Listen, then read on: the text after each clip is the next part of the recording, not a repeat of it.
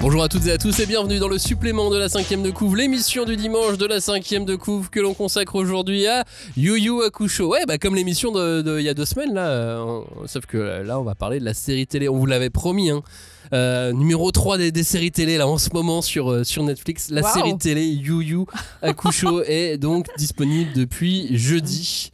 Voilà. Fin de ce supplément, merci de nous avoir écoutés. Ça en dit long sur ce qu'on en a pensé. C'est sympa. Oui. Moi, c'est une série sympa. Ouais. Après, il faut juste accepter que Yu Yu Hakusho est trentenaire et qu'il aille toujours au lycée et que sa mère n'a que 10 ans de plus que lui. Partant de là, après, une fois que tu acceptes ça, c'est une super série. C'est l'élément le plus fantastique de la série, je pense. Non, mais moi j'avais dit, hein, de toute façon, le budget perruque, budget costume, tout ça. Budget du tout. Voilà, il est tout pété. C'est dommage, on est triste. Pour vous dire. Il y a un personnage qui apparaît à l'écran et mon mec a fait « Oh, Sophie Marceau !» Alors donc, je vous laisse deviner si j'avais pu se payer Sophie Marceau, ça aurait tout pété. Avec des roses ouais, voilà. Et un côté renard.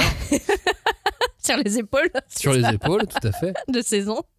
Non, mais en vrai, non, moi j'ai trouvé ça, enfin j'ai tout pris comme une grosse rigolade. Hein. C'est marrant quand même, c'est pas déplaisant, mais c'est vraiment, c'est César. Vous voyez les Césars et vous prenez donc 12 tomes bien gros qui font 300 pages chacun et vous les compressez sous une machine pour avoir une histoire très très condensée où donc le dernier arc rencontre brutalement les premières pages. Oui. Donc, c'est ça, parce que c'est artistique du coup. Le truc de César, cette série, c'est qu'ils sont obligés d'aller super vite parce que ça fait que 5 épisodes. Ouais, c'est ça. Puis, c'est marrant parce que c'est au final le côté que je trouve le plus intéressant de la série, c'est de voir comment ils ont adapté, parce que 5 épisodes c'est très très court. Je vais vous le spoiler, ils y arrivent pas. C'est très mal fait. Moi, personnellement, je peux pas avoir critiqué One Piece et dire ça va, ça passe sur Yu Yu Hakusho. C'est moche, c'est mal fait. Les combats, ça va, parce que j'entends beaucoup de gens parler des combats, mais c'est pas non plus... On n'est pas dans Gangs of London, hein. Si vous voulez voir des grosses bastons, il y en a qui existent, mais Yu Yu Hakusho va pas vous fournir pour l'instant, ce qu'il vous faut. Et après, encore le début, je trouve que les premiers épisodes, les 3 premiers épisodes, je trouve que ça va. Mais vas-y, 4 et 5, ça y est, ils ont fini. Ils ont dit, allez, tout le monde venait là, tout le casting débarqué, Genkai, Toguro, Sensui, allez, tout le monde. Vous venez tous, on n'a plus qu'un épisode pour finir. Donc pour moi, c'était catastrophique. C'est un drama. Pas jusqu'à catastrophique. Ouais. C'est un drama japonais. C'est rien de plus qu'un drama japonais. Parce que moi j'étais triste du peu d'apparitions qu'on a de Keiko et on a passé 1 heure la dernière fois à dire qu'elle avait vachement de pouvoir dans la série, même si c'était pas les mêmes pouvoirs qu'effectivement les autres personnages. Mais là, elle est complètement sabotée quoi. Quand tu vois notre sélection des scènes, est-ce qu'ils ont fait des scènes qu'on avait sélectionnées? On n'avait pas le même avis. On n'avait pas du tout la même vision de Yu Yu Hakusho. Je dirais pas catastrophique parce que dans le canon de ce qui se fait sur Netflix, alors c'est peut-être le problème, c'est les canons de Netflix. Quelle est la moyenne? Ça donnerait une autre discussion sur un autre sujet, mais je trouve que c'est dans les canons de Netflix. C'est juste que ils ont eu une ambition qui était un peu démesurée par rapport au budget qu'ils avaient, et donc partir sur quelque chose de fantastique avec autant de possibilités d'effets spéciaux à réaliser, évidemment par rapport à Alice in Borderland, tu te cognes un peu contre un mur quoi. Ouais. Puis bon, il y a l'âge du casting. Et puis l'âge du casting. Bon, ça après, c'est un choix, on va dire, c'est un choix artistique, tu vois, le choix du casting. Je trouve qu'il est pas catastrophique dans le sens où Kuwabara, j'aime bien, tu vois. Ils l'ont fait peut-être un poil trop beau gosse. Mais en même temps, c'est le seul beau gosse qu'on ait. Et par contre, si, il y a un truc qui m'est revenu, c'est que j'ai eu un peu la même impression qu'en regardant One Piece. C'est-à-dire que je trouvais que le casting fonctionnait ensemble. Les 4, quand ils sont ensemble, je trouve que ça fonctionne, ça se vanne. Bon alors c'est très Marvel, hein, des personnages qui adorent se détester, tu vois, mais je trouvais que ça fonctionnait, donc ça faisait un bon élément. Et après sinon, non, je resterai sur catastrophique pour moi, les effets 3D. En fait, Dieu, les effets 3D. Tu vois, je mets beaucoup de sens dans les mots, je dis pas catastrophique, parce que je pense que tous les gens qui ont bossé dessus sont compétents.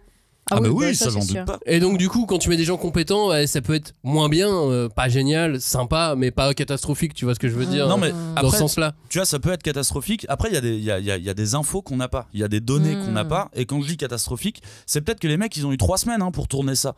On connaît les délais de Netflix, les délais même du cinéma qui sont hyper courts, et quand t'as annoncé un truc faut le sortir. Le cinéma ne supporte pas les retards de films, et ouais, peut-être qu'ils l'ont fait en 1 mois ce truc, et donc Ça dépend de quel point de vue on se place. Si tu te dis qu'en un mois ils ont réussi à faire ces chorégraphies de combat, moi je trouve ça cool. En un mois ils ont fait un beau truc.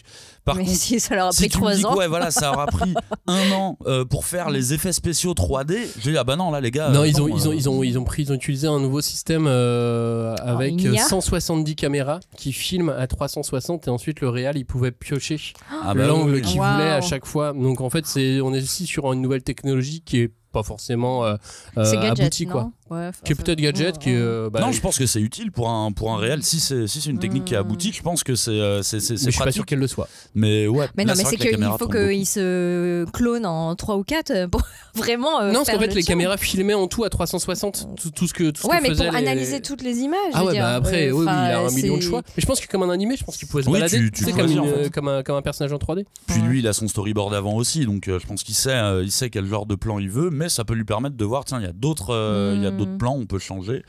Mais Mais voilà. tout ça pour dire, lisez le manga. Bah évidemment, lisez le manga quoi. Après, je trouvais que c'était déjà une entreprise impossible d'adapter Yu Yu Hakusho. Alors dans un temps aussi court en plus, 5 épisodes. En fait, plutôt que l'objet artistique lui-même. C'est l'intention que je comprends pas. C'est l'intention. Il y a tellement de mangas plus réalistes que tu pourrais adapter. Le problème, c'est qu'ils veulent les trucs les plus connus. Et les trucs les plus connus, bah, c'est Dragon Ball, c'est Naruto, c'est One Piece, c'est Yu Yu ou Hunter. Et c'est des séries qui nécessitent un pognon monstre et pas forcément pour arriver à un résultat magnifique. Je veux dire, One Piece, ils ont mis beaucoup d'argent. Et finalement, l'idée de Alice in Borderland était peut-être bien meilleure. Au final, Ouais. je trouve que ça supporte plus l'adaptation en série TV. Ouais, peut-être. Ou sinon, bah, le shoujo. Et évidemment, Il y a bien voilà. évidemment, il y a plein de Évidemment. choses aussi à adapter de ce côté-là. Allez, Ouais. on a débordé dans tous les sens Bah sur ce supplément, mais bon, Yu Yu Hakusho, ça nous enflamme, évidemment. Yu Yu. Évidemment. Vous avez donc l'émission qui est sortie, vous remontez un tout petit peu, vous rescrollez la liste des émissions et vous tombez sur Yu Yu Hakusho en 10 scènes cultes. Et nous, on se dit à mardi pour une émission shopping list de Noël. Ciao, salut. Salut.